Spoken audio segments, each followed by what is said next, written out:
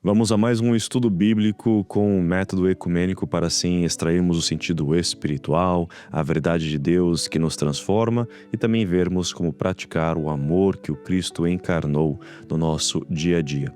Hoje nós vamos discutir o capítulo 16 do livro de Gênesis, que traz as passagens quanto Sarai e Agar e o eventual nascimento de Ismael. Vamos ao nosso estudo, mas antes vamos fazer a prece, buscar assim o amparo do Cristo para extrairmos a lição necessária para a nossa vida. Eu vou compartilhar com você aqui o estudo que eu fiz do capítulo 16 do livro de Gênesis. Vamos então à nossa prece com o Cristo, trazendo assim a sua prece ecumênica, o Pai Nosso. Vamos então fechar os nossos olhos, buscar este amparo do Cristo para a nossa vida e assim orar. Pai nosso que estais no céu, santificado seja o vosso nome, venha a nós o vosso reino, seja feita a vossa vontade, assim na terra como no céu. O pão nosso de cada dia dai-nos hoje, perdoai as nossas ofensas, assim como nós perdoamos a dos nossos ofensores.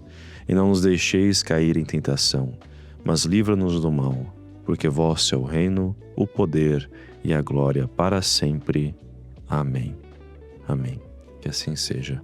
Bom, hoje no estudo, algo que eu percebi logo de início, quando a gente lê o capítulo 16, é exatamente a relação da impaciência humana com a correção que Deus faz dos nossos atos, daquilo que acabamos procurando realizar para interferir, talvez mudar os planos de Deus, mas é a vontade dele que sempre prevalece. E, como eu falei, a primeira coisa que eu vi é que a mensagem principal que encontramos é essa questão da impaciência humana e a correção que Deus faz dos nossos atos.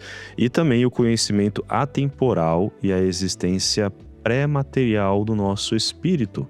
Porque vamos ver que Ismael já tinha ali a sua missão, a sua característica definida antes mesmo de nascer em carne.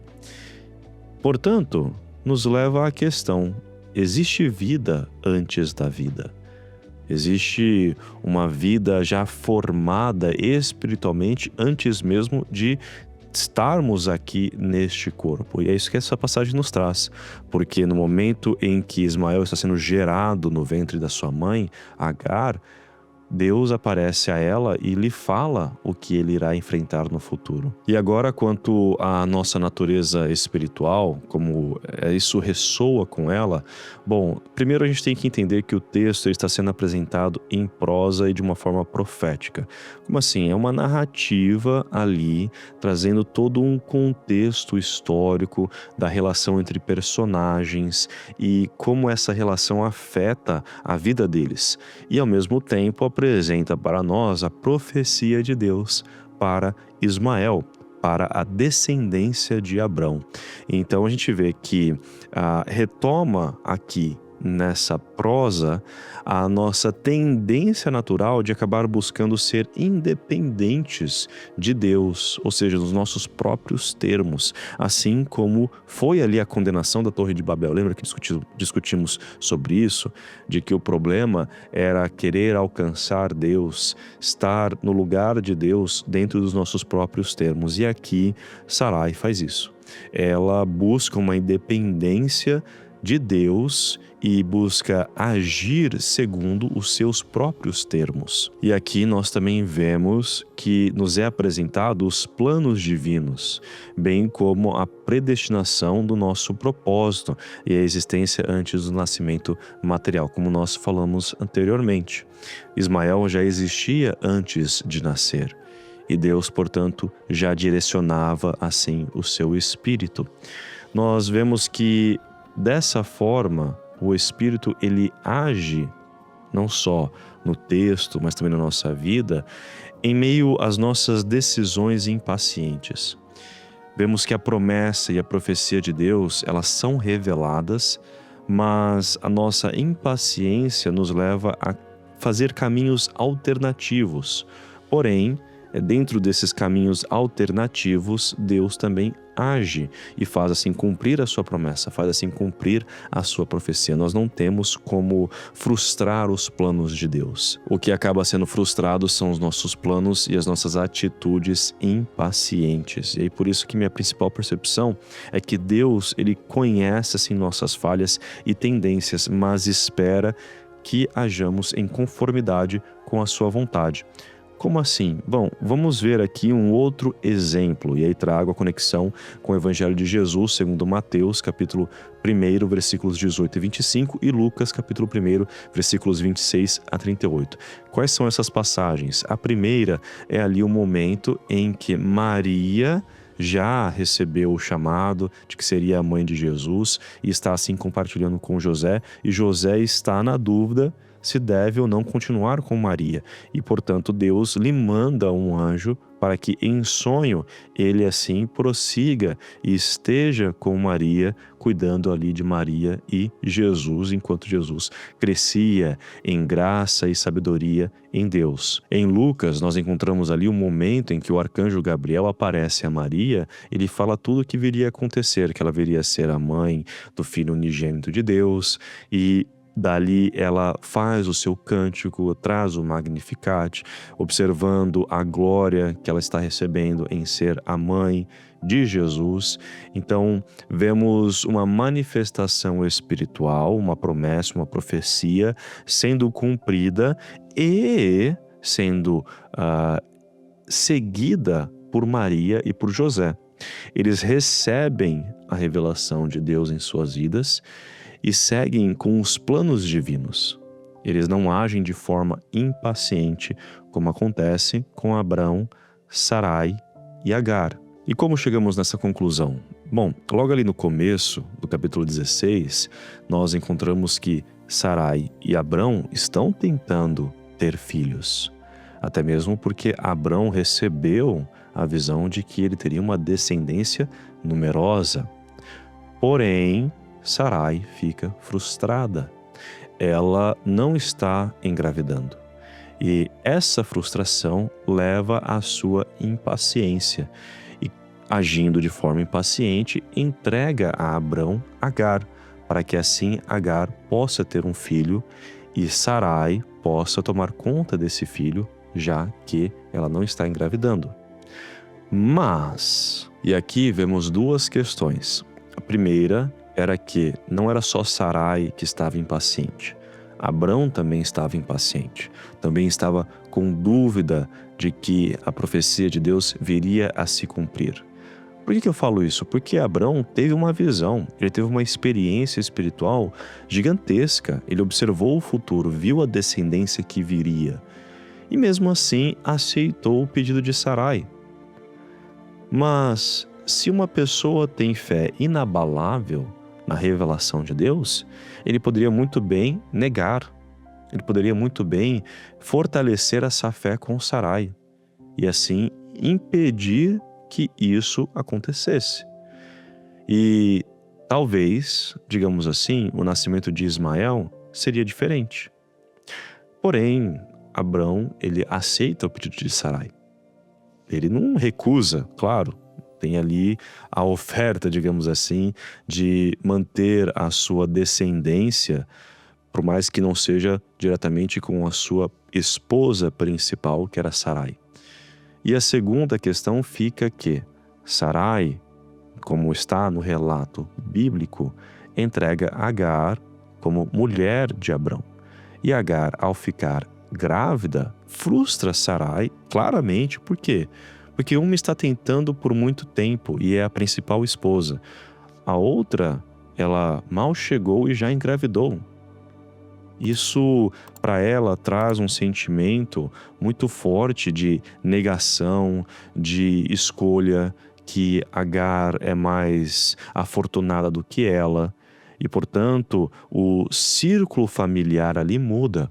Nós temos uma relação dificultosa entre Sarai e Agar. Sarai passa a abusar de Agar, tanto que ela foge e ela vai parar num poço. E é naquele poço que o anjo do Senhor aparece para Agar e lhe revela a profecia de Abrão. Agora, veja como isso é interessante. Deus falou primeiro com Abrão sobre a sua descendência, que viria a ser numerosa, mas não a Sarai. Sarai recebeu isso através de Abrão. Já Agar, ela teve a revelação trazida a ela. Foi no sofrimento de Agar, na sua dor emocional, que ela assim se voltou a Deus e ele atendeu ao seu pedido e ela teve a revelação. Diferente de Sarai. Sarai não teve uma revelação direta. Agora Agar, sim, teve. Agora, o que acontece é que o anjo do Senhor fala para Agar para voltar e ficar ali com Sarai e Abrão, e assim ser submissa à sua senhora, como ela já reconhecia que Sarai era a sua senhora, para que Ismael pudesse ficar ali na casa de Abrão.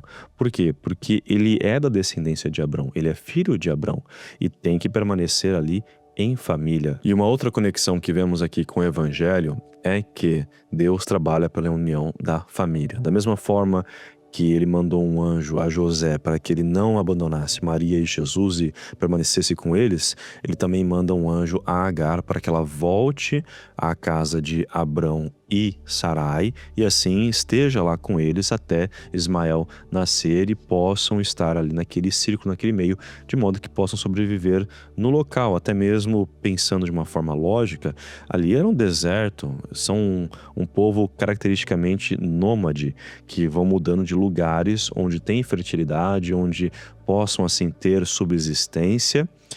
Então, Sarai, sozinha com Ismael, as chances de sobrevivência dela eram muito poucas, eram pequenas.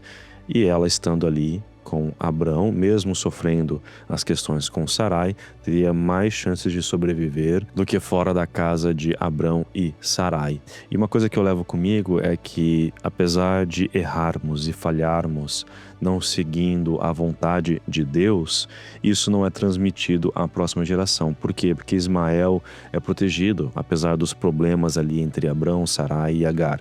Ismael, ele é protegido. Só que isso acontece desde que não nos afastemos de Deus. Se nos afastarmos de Deus, então estamos escolhendo ficar fora da sua proteção, escolhendo ficar fora da sua vontade, da sua orientação em nossa vida. E aí vamos para a verdade, onde eu vejo que ela está sendo apresentada de forma profética.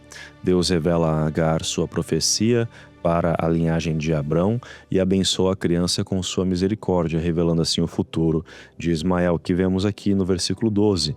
Ele será entre os homens como um jumento selvagem, a sua mão será contra todos, e a mão de todos contra ele, e habitará fronteiro a todos os seus irmãos. Portanto, vemos que Deus revela para Agar como vai ser a vida de Ismael e que vai manter essa descendência de Abraão, porque ele também trará essa multiplicidade, como está na profecia, para a linhagem de Abrão. E ele vai manter o hábito de nômade, de estar ali em tribos, viajando e buscando locais onde pode sobreviver. Até que venha o profeta Maomé, que a paz e as bênçãos de Deus estejam sobre ele, e assim unifica todo o povo descendente de Ismael. E a conclusão que eu tiro e que traz assim a liberdade espiritual na verdade de Deus, que eu observo, é que a revelação de Deus ela se destina aos corações que se voltam para Ele e buscam um sentido além do sofrimento do mundo. Então vemos que, diferente de Sarai, Agar buscou Deus. Ela estava sofrendo, ela estava tendo um desafio muito grande, tanto que ela fugiu. E foi nessa fuga, foi nessa busca por algo além do sofrimento que ela estava enfrentando, que Deus aparece para ela e revela para ela a mesma visão que ele entregou a Abrão. Diferente de Sarai, que, como está no relato bíblico, neste momento ela não está se voltando a Deus, ela está, na verdade, impaciente no cumprimento da profecia de Deus e busca, sim, trabalhar nos seus próprios termos, busca cumprir com ela dentro daquilo que ela acreditava que seria o correto a se fazer. Porém, isso acaba frustrando ela, como vemos aqui no capítulo 16. E aí, essa verdade, ela quebra crenças falsas na minha vida, no sentido de que a misericórdia e a profecia de Deus são para alguns e não para todos. Na verdade, ela é para todos aqueles que assim o buscam. A misericórdia de Deus está aí para nós. Não é só para alguns, é para todos. E a principal percepção que eu vejo é de que não importa a verdade que Deus nos revele, se não formos humildes diante de sua sabedoria, permaneceremos condenados. Como assim? Foi revelado para Abrão sobre o futuro da sua descendência.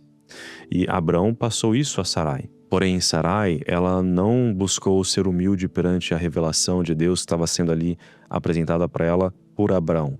Ela escolheu realizá-la com as suas próprias mãos, da sua própria forma. Já Agar, quando recebeu a revelação, ela se fez humilde e voltou para casa, mesmo tendo os desafios que tinha. E essa profecia me conecta com as questões atuais, as diferenças complexas que temos entre grupos étnicos ali do Oriente Médio, todo o conflito que acaba sendo pauta daquele local entre judeus e árabes, entre Israel e o mundo árabe, é realmente algo milenar que está ali ainda impedindo a união, digamos assim, de dois irmãos, de duas almas que foram mandadas para reencarnarem e estarem juntas. Mas tudo isso é consequência também das nossas escolhas, da vontade que a gente acaba tendo quando nos afastamos de Deus. Porque aqueles que se aproximam de Deus buscam uma união harmoniosa entre judeus e árabes. Não vou dizer aí que não exista essa reunião harmoniosa entre esses dois povos. Existe sim, mas o que fica em grande destaque são os povos que, na verdade, estão se afastando de Deus e usando de todo o histórico milenário e cultura que receberam como justificativa para os conflitos que eles ainda mantêm. Não tem nada a ver com viver segundo a vontade de Deus. Eles estão, na verdade, indo contra a vontade de Deus. Porque, como eu falei, lembra, a vontade dele é de manter a união da família. Senão, teria mandado Agar seguir em frente e não voltar para a casa de Abrão e Sarai, mantendo ainda a profecia de que de Ismael, da descendência de Abrão, teria uma multiplicidade de famílias, seria algo grande. Mas não, ordenou que Agar voltasse para manter ali o lar, manter ali a casa. Então, aqueles que se voltam a Deus trabalham pela união.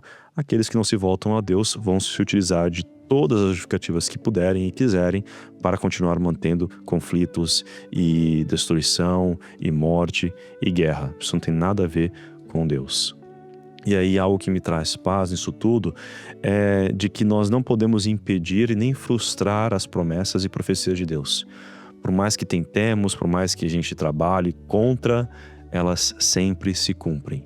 Elas sempre se cumprem. E aí vamos para o amor, onde eu vejo que o aspecto prático da mensagem é exatamente que o amor e a misericórdia de Deus superam o ódio e a injustiça humanos. Nós podemos tentar fazer o que quiser para destruir a esperança, destruir a vida humana, destruir o outro, trazer essa injustiça, trazer esse ódio no mundo, mas no final o que prevalece sempre é o amor e a misericórdia de Deus. Ele nos dá as oportunidades para nos voltarmos a Ele.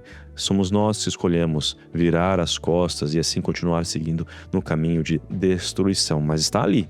O amor e a misericórdia dele estão ali, sempre presentes. Temos certeza disso. E é como vemos nessa história. E a mensagem, ela me faz perceber exatamente isso, essa ação do amor e da salvação de Deus em nossas vidas. Porque, embora houvesse uma disputa na família, Deus salvou o futuro da próxima geração. Deus salvou Ismael, revelou a Agar o que viria a acontecer na linhagem de Abrão. E depois, a crença rígida que quebra na minha vida é de que o nosso desprezo ou ódio é maior do que o amor e a misericórdia de Deus. Nunca será maior. Nós podemos desprezar, podemos odiar quem a gente queira, mas Deus ama a todos. Deus trabalha pela transformação e a salvação de todos. E a principal percepção é de que podemos querer interferir e antecipar nos planos de Deus, como vemos aqui, Sarai querendo interferir e antecipar, e Abraão aceitando, né, indo com a onda ali. Mas, mesmo que a gente tente moldar a nossa vontade, o que prevalece é a vontade de Deus. A vontade de Deus é que Ismael nascesse. Agora, o nascimento dele poderia ter sido de outra forma. Não sabemos. Aqui é uma especulação, tá? Não estou querendo diminuir nada do que foi feito, porque Deus, ele salvou Ismael, como eu falei. Mas o seu surgimento, o seu nascimento, veio por interferência de Sarai ali com Agar. Não significa que ele não deveria nascer. Do contrário, Deus não teria trazido para ele também a promessa da descendência de Abrão. Podemos aqui especular que existem várias possibilidades e Deus sabe muito bem delas. Por isso que a gente não tem como frustrar os planos dele. Não é como se Deus fosse pego de surpresa. Chegou ali e falou: Abrão, fala para sua esposa que vai ser assim. E aí Abrão fala, só que aí Sarai, ela fica frustrada, impaciente, age da sua forma. E aí Deus: poxa, fui pego de surpresa aqui, não esperava que você fizesse isso, achei que você ia confiar. Claro que não. Deus conhece tudo, Deus conhece a todos. Então, nada frustra os planos dele. Dentro disso, podemos especular várias coisas. Muitas vezes poderia ter sido primeiro Ismael e depois Isaac, vindos de Sarai, se ela não fosse impaciente. Ou talvez eles poderiam nascer como gêmeos. Quem sabe? Ou Isaac seria o primeiro, Ismael seria depois. Aqui são várias especulações, coisas que nós não vamos consertar. Mas é só mesmo para termos a ideia de que são possibilidades que Deus observa. Deus sabia que Sarai poderia ter feito isso. E no final ela fez. Só que isso não frustrou os planos dele. Então, a vontade dele sempre prevalece. E a experiência que eu vejo é de que nós precisamos buscar nos arrepender. Agar retornou para a casa de Abrão e Sarai. Ela se arrependeu do erro que ela fez de querer enfrentar o deserto sozinha, com poucas chances de sobrevivência. Mas ali também tem a necessidade do arrependimento de Sarai, porque ela abusou de Agar, dentro de algo que ela criou. Ela fez acontecer isso e depois ficou frustrada e começou a abusar de Agar, porque ela estava grávida. Portanto, uma lição que eu tiro aqui dessa passagem é de que nós temos que trabalhar sempre pelo perdão e pelo arrependimento. Temos que buscar reconhecer os nossos erros, as nossas falhas, para não assim ficarmos instigando as mentes das próximas gerações para também se afastarem de Deus, igual muitas vezes a gente se afasta e aí cometemos nossos erros, cometemos as nossas falhas. Portanto, algo que eu busco fazer e convido você também a fazer dentro desse conhecimento que estamos tirando da passagem é de sermos pacientes e tentar perceber o tempo de Deus. Ser paciente e tentar perceber o tempo de Deus. Porque, como vamos ver, depois do nascimento de Ismael, teremos o nascimento de Isaac. E bom, esse é o nosso estudo ecumênico com o método que estamos utilizando. Lembrando que você tem acesso a ele gratuito, é só clicar no link na descrição aqui embaixo e também deixar seus comentários. Me diga o que você achou desse estudo, o que você sentiu, tiveram coisas que você percebeu também, ou mesmo coisas que eu falei aqui que você não concorda, que talvez você veja de uma outra forma. Compartilhe, coloque aqui embaixo, eu vou ler e quem sabe também a gente pode fazer uma pauta disso também para os nossos próximos estudos. Se você ainda não se inscreveu, se inscreva no nosso canal para continuar também recebendo os estudos bíblicos que estamos fazendo da Gênese ao Apocalipse de Jesus com o método ecumênico e assim buscando ter essa compreensão espiritual, encontrar a verdade de Deus que nos liberta e viver o amor que Jesus encarna. Lembrando também que toda quarta-feira nós temos um episódio no nosso podcast, o link está na descrição, onde a gente traz talvez um outro tópico ou mesmo desenvolve um que foi discutido aqui no estudo. E com isso eu encerro desejando que a paz de Deus esteja agora e sempre em seu coração.